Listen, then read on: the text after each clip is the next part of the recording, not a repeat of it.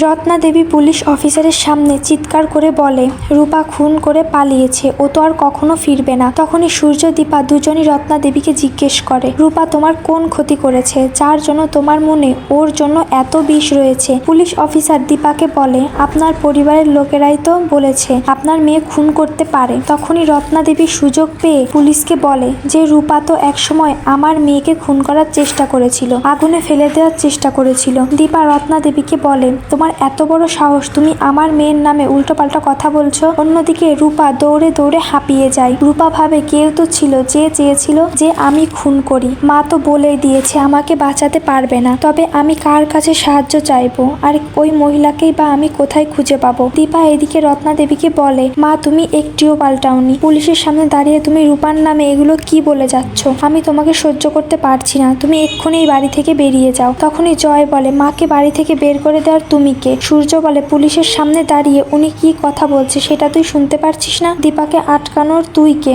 সেই সময় দীপ নিচে আসে, এসে পুলিশকে বলে, ওরা সবাই রূপা দিদি ভাইয়ের নামে উল্টোপাল্টা কথা বলছে। রূপা দিদি ভাই আমাকে বাঁচানোর জন্য এগিয়ে এসেছিল, ওর কোনো উদ্দেশ্য ছিল না আমার মাকে আগুনে ফেলে দেওয়ার। অন্যদিকে রূপার ফোনে চার্জ না থাকার জন্য রূপা একটা দোকানে আসে ফোন চার্জ করার জন্য। লোকটা রূপাকে দেখে একটু সন্দেহ হয়, সেজন্য লোকটা রূপাকে সে নিজের ফোনটা অফার করে। রূপা যতক্ষণ ফোন করতে ব্যস্ত, লোকটা ততক্ষণে পুলিশকে ফোন করে সবটা জানিয়ে দেয়। রূপা যখন বুঝতে পারে যে সে ফেসে গেছে, তখন সেখান থেকে পালিয়ে যায়। রূপা ভাবে কোনোভাবে মিশকা আন্টি সুস্থ হয়ে যায়নি তো? দীপা পুলিশকে বলে, হতেই পারে আমার মেয়ে যে খুন করেছে তাকে ও দেখে ফেলেছে, সেই জন্যই পালিয়ে বেড়াচ্ছে। সঙ্গে সঙ্গে পুলিশের কাছে সেই দোকানদারের ফোন আসে। ফোনটা রাখার পরে পুলিশ বলে, আপনার মেয়ে কোথাও কিডন্যাপ হয়ে যায়নি। সবাই জানতে পারে রূপা সেই দোকানে দাঁড়িয়ে সাক্ষ্যদীপকে ফোন করার চেষ্টা করেছিল। দীপা পুলিশ অফিসারকে বলে, আপনি কিছু করবেন না তাই তো? ঠিক আছে, আপনি এখানেই দাঁড়িয়ে থাকুন, আমার মেয়েকে আমি খুঁজে বের করব।